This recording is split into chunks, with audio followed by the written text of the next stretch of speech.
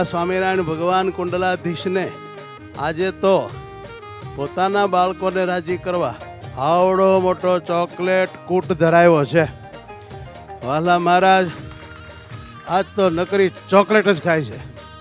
તો વાલા ભક્તો, ઘનશ્યામ મહારાજનો આ દિવ્ય પ્રસાદ આપણા વાલા બાલ બાલિકાઓને દયાળુ સ્વામી શ્રીજીવાડીમાં આજે સાંજે ઉડાડીને ઉત્સવ કરાવશે.